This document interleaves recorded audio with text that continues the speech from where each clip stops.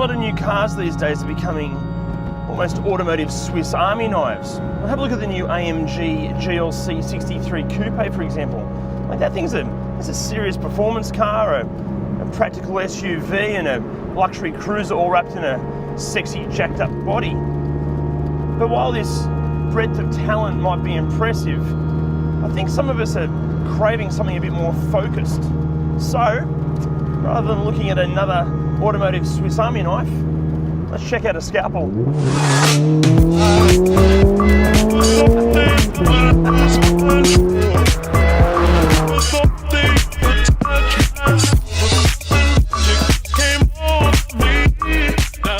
Okay, in orange, it's about as subtle and understated as a cricket bat to the face, but there's no denying it's an impressive looking thing. It's incredibly extroverted, but it's actually pretty small and obviously very focused and uncompromising. And I think that's why it manages to deflect some of the negative attention that can come with cars like Ferraris and Lamborghinis. Not once have I lit read wanker from a passerby. Actually, one of the surprising things is how many people have asked what this even is. I've had more suggestions that it's a new McLaren than a new Lotus, and that's a massive compliment because a base model McLaren kicks off at around about 325 grand, whereas this Elise S with these options is 85 grand. Bargain.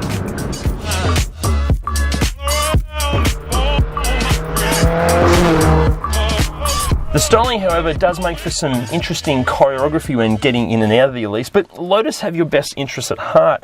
There's no need to sign up to those sweaty, smelly yoga classes. Your flexibility will increase dramatically.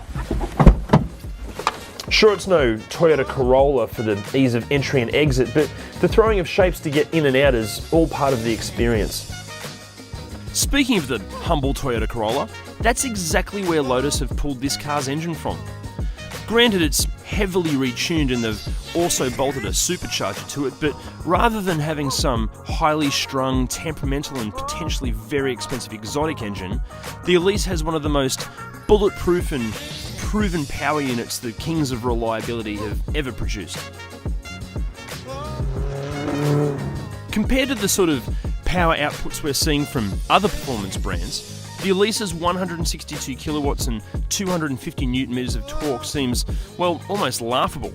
But rather than throwing more power at a car to make it more capable, Lotus are all about making it lighter. Subtracting weight makes you faster everywhere.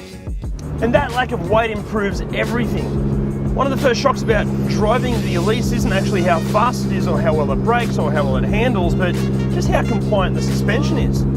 I was expecting some race car hard ride that'd have my teeth rattling just as much as everything else in here, and look, you know, it's no Rolls Royce and it's definitely on the aggressive side of firm, but it's definitely not harsh or uncompromising at all. Sounds so good.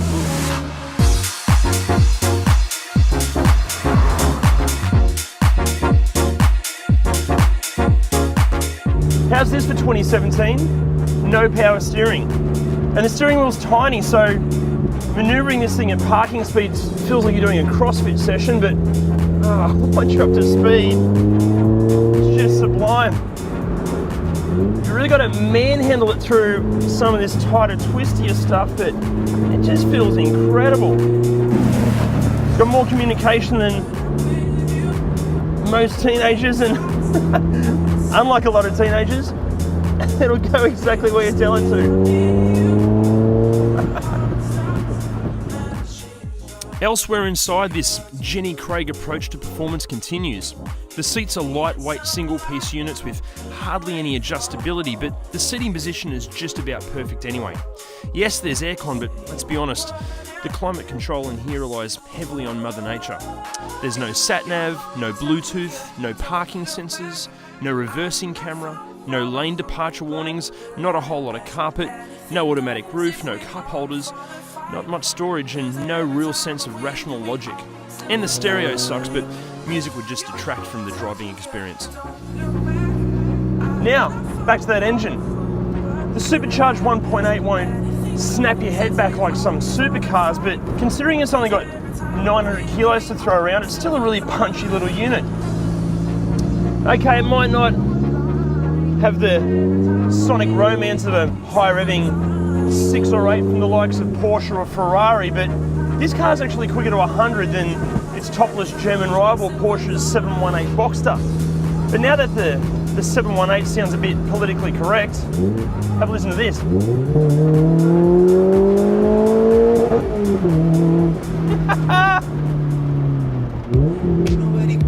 The 6-speed gearbox is just so good. It's not the easiest thing to use, but when you get it right, the changes are just rifle bolt accurate. And there's this delicious mechanical clunk every time you nail a change. And the combination with this supercharged engine will just see the Elise tear out of corners in the first 4 gears. The Elise, and well, Lotus for that matter, have never been just about sheer acceleration or how hard or fast the car can handle, but it's all about the experience and how connected you feel with the machine. And the Elise S just fills that brief perfectly. Because you sit so low to the ground and it's pretty bloody loud in here, it's pretty brutal, you actually feel like you're going a whole lot faster than you actually are, but when you do get a bit of pace on, it's just the whole experience just takes over your entire body. So good. I tell you what, you go and get yourself the most non-car person you can find, stick them in this thing, send them on down some twisty road, and I guarantee they'll come back a car fan. Actually, you know what? Let's prove that correct. This is my beautiful mum. Hello, mum. Hello, how are you, Ed? Hey, mum, would you describe yourself as a motoring enthusiast? Not really, no. Well, today I think I'm going to bring you across to the dark side. You get to drive this. Oh, okay. This? Yep. Yeah.